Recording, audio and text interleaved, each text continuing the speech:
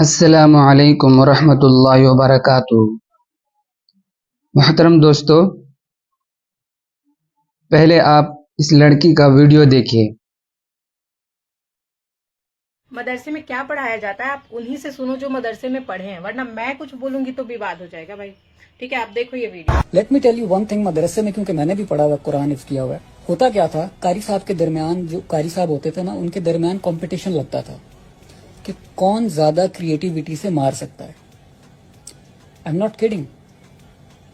انہوں نے اپنے اپنے ہتھیار بنا کے رکھے ہوتے تھے۔ مدرسے والے اسٹوڈنٹ اگر کوئی دیکھ رہا ہے میرا تو پھر اس کو پتا ہے، یہ اپنی وہ کچھ اسکیلز بنا کے رکھتے تھے، کوئی گیس کے پائپ رکھتے ہوتے تھے، کوئی ان کی کریٹیو چیزیں ہوتی تھیں، ڈیسک کھلتا تھا اس کے درمیان انگلیاں رکھ کے مارا کرتے تھے، and they used to discuss it during break. یہ حال تھا اس ٹائم مدرسے کا۔ کس ٹائم؟ 2005 6 7 8 2005 میں مجھے یاد ہے، میں زلزلہ آیا تھا، میں ایبٹ آباد میں تھا، اور پھر چند لوگ میرے کمنٹ سیکشن میں آ کے مجھے کہتے ہیں کہ یار تم تو عجیب آدمی ہو، تم تو علماء کی اس طرح کی باتیں کرتے ہو، علماء کے بارے میں۔ آپ کو ہم نے اپنے دین کا ذمہ داری دی۔ پہلے تو آپ نے کتابوں میں تفسیریں غلط کی۔ ایک حضرت ہے، انہوں نے بھیجی تو اس میں قرآن سے انہوں نے دیگیں اور 40ویں ثابت کیے ہوئے۔ And in the Quran, 99% is just nonsense. 1% can be managed and given some spiritual meaning with great effort. ہاں، یہ اپنی قرآن شریف ہے، ہماری قرآن شریف، بھائی اس کا نام ہے قرآن شریف، لیکن یہ اس میں یار ایک بھی اتنی دن سے میں پڑھ رہا ہوں، اس میں ایک بھی شریف والی بات ہے ہی نہ۔ مجھے ایسا لگتا ہے کہ اگر آپ کو آتنکوادی بننا ہے تو آپ کو یہ ضرور پڑھنی چاہیے، بہت ضروری ہے آپ کو آتنکوادی بننے کے لیے، پڑھنے کے لیے۔ اور اس کے لیے مجھے افسوس کی بات ہے کہ بھارت سرکار مدرسے چلوا رہی ہے اس کو پڑھانے کے لیے کہ اس کو پڑھ کے ہی آتنکوادی بنتا ہے۔ اس میں یہ تک لکھا ہے کہ جس دیش میں تم رہ رہے ہو، اگر تم کم سنکھیا میں ہو تو وہاں پہ آرام سے رہیے، پہلے سنکھیا بڑھائیے، اس کے بعد اس کا تختہ پلٹ کر دیجئے۔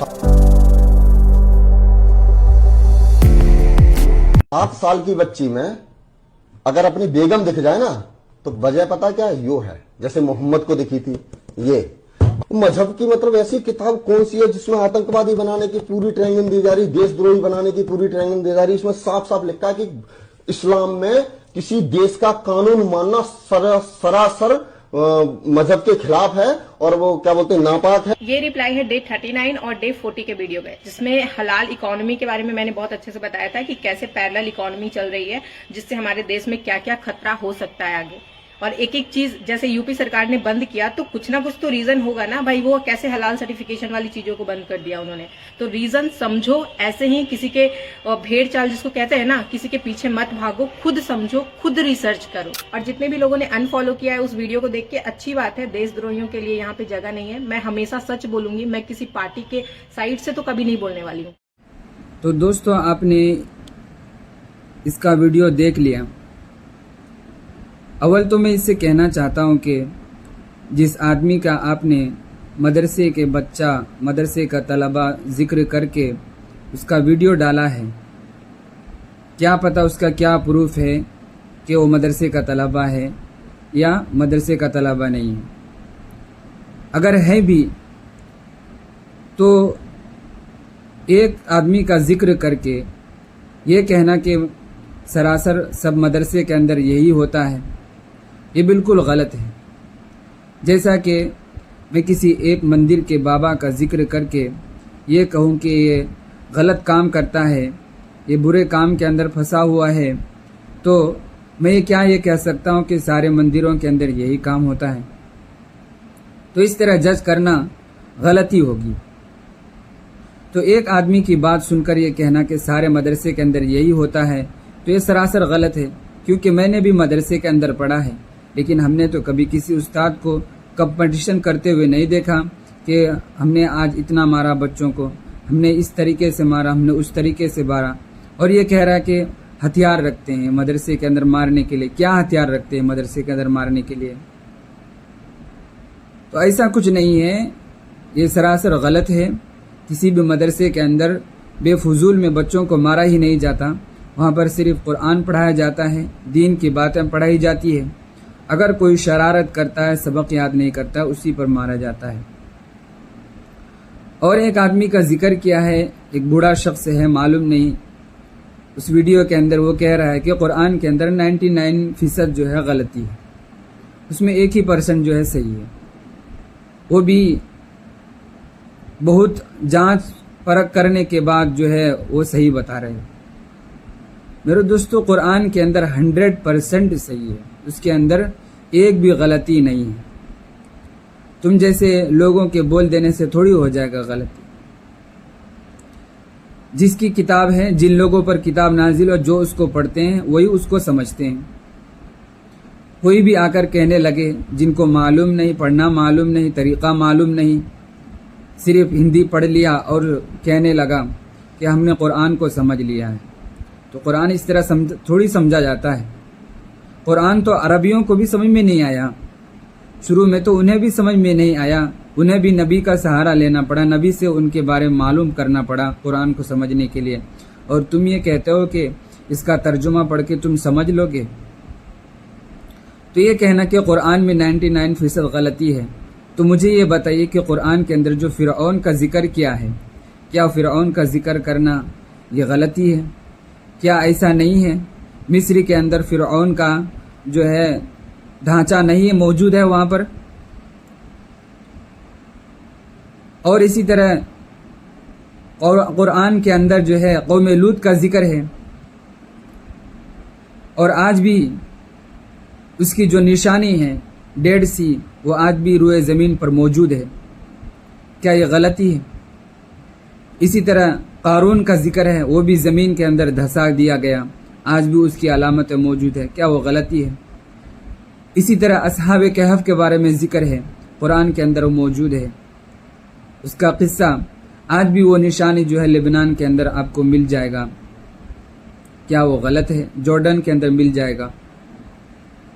تو یہ کہنا کہ قرآن کے اندر سبھی غلطی ہے، یہ کم عقلی کی علامت ہے، کم سمجھ کی علامت ہے، آپ نے اچھی طریقے سے پڑھا نہیں ہے، آپ کو پڑھنا چاہیے۔ تیسرا آدمی کا ذکر کیا ہے، یہ آدمی تو اول کان چھیدا ہوا ہے، اس کے حلیہ ہی صحیح نہیں ہے، اور قرآن بھی ہندی میں ترجمہ کا لے رکھا ہے، معلوم نہیں اس نے پڑھا ہے کہ نہیں پڑھا ہے، اس کے چہرے سے تو شرافت نہیں لگ رہی ہے، اور یہ قرآن کو کہہ رہا ہے کہ قرآن میں شرافت کی کوئی بات نہیں ہے۔ پہلے خود کا حلیہ سدھار لیتا، خود کو اچھا بنا لیتا، بعد میں کسی کو جج کرتا۔ اگر کسی مسلمان کے بارے میں کہا جائے تو سننے کے بھی لائق ہے کہ ایک مسلمان کے اندر وہ چیزیں نہیں، وہ اخلاق نہیں، وہ عادت نہیں، قرآن کے بارے میں جج کرنے لگ گیا، جو کہ ہرگز درست نہیں ہے۔ یہ کہہ رہا قرآن شریف اس کو کہتے ہیں، لیکن اس میں شرافت کی کوئی بات نہیں۔ تو ہی بتا دیجئے کہ شرافت کی کیا بات نہیں اس کے اندر ہے، اس کے اندر کیا ہے، تم کو کیا ملا اس کے اندر شرارت کی بات؟ اس کے اندر جو ذکر کیا ہے قرآن میں، اللہ تعالیٰ نے اپنی عبادت کا ذکر کیا ہے کہ میری عبادت کرو۔ اللہ تعالیٰ فرماتے ہیں قرآن کریم کے اندر، من اجل ذالک کتبنا علی بنی اسرائیل انہ من قتل نفسا بغیر نفس او فساد فی الارض فکأنما قتل الناس جمیعا ومن احیاها فکأنما احیا الناس جمیعا۔ اس آیت کا ترجمہ کبھی پڑھا ہے؟ اس کا کیا مطلب ہے؟ میں اس کا ترجمہ نہیں بولوں گا، ویڈیو بہت لمبا ہو جائے گا، اور جو لوگ عقل مند ہیں جنہوں نے پڑھا ہے، کہتے ہیں کہ ہم نے پڑھا ہے، تو وہ جا کر اس کا ترجمہ دیکھے پہلے، اور اس کے بارے میں اچھی طریقے سے سمجھے۔ اور اللہ تعالیٰ نے قرآن کریم میں بارہا جو ہے ذکر کیا ہے کہ غریبوں کی، لاچاروں کی مدد کرو، وَأَقِيمُوا الصَّلَاةَ وَآتُوا الزَّكَاةَ، قرآن کے اندر نماز قائم کرو، زکوٰۃ ادا کرو۔ زکوٰۃ کس لیے ادا کیا جاتا ہے؟ یہ غریبوں کی مدد کرنے کے لیے زکوٰۃ ادا کیا جاتا ہے، اس کی ہیلپ کرنے کے لیے زکوٰۃ ادا کیا جاتا ہے۔ اور صدقات و خیرات کرنے کا بھی قرآن کے اندر بہت ذکر ہے۔ لیس البر ان تولوا وجوهکم قبل المشرق والمغرب ولكن البر من آمن بالله واليوم الآخر والملائكة والكتاب والنبيين وآتى المال على حبه ذوي القربى واليتامى والمساكين وابن السبيل والسائلين وفي الرقاب۔ اس آیت کا کیا ترجمہ ہے؟ جا کے پڑھیں، یہاں پر خرچہ کرنے کے لیے کن کن لوگوں پر جو ہے قرآن نے خرچہ کرنے کی ترغیب دیا ہے۔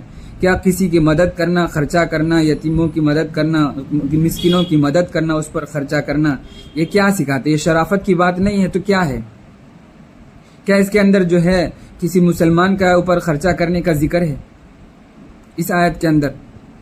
इसके अंदर आम है कि जो भी ज़रूरतमंद मिले, मिस्कीन मिले, उस पर भी मदद करो, चाहे वो मुसलमान हो चाहे गैर मुस्लिम हो। आप कह रहे हैं शराफत की बात ही नहीं है। कुरान कहता अल फितना तो अशद्दु मिनल क़त्ल, फितना कत्ल से भी बड़ा हुआ है। यानी शर और फसाद करना, माहौल को ख़राब करना, और उससे जो लड़ाइयाँ बर्पा होती हैं, झगड़ा होता है, ये इस तरह का माहौल क्रिएट करना क्या है, कत्ल से भी बड़ा हुआ है। आप कहते हैं शराफत की बात नहीं है। और ये कह रहा है कि हम आयशा रजी अल्लाह अन्हा के बारे में कह रहा है कि कुरान के अंदर जिक्र है कि 5 साल की बच्ची, जहाँ पर जिक्र आया तो जहाँ पर 5 साल की बच्ची मिले उससे फ़ौरन शादी कर लो। कितना बेवकूफ़, कितना जाहिल है ये। अव्वल तो मुझे इसके ऊपर वीडियो ही नहीं बनाना चाहिए। जाहिल से मुंह लगाना तो अपने आप को हलाकत के अंदर डालना है, लेकिन फिर भी बना रहा हूँ वीडियो, क्योंकि बनाना पड़ता है।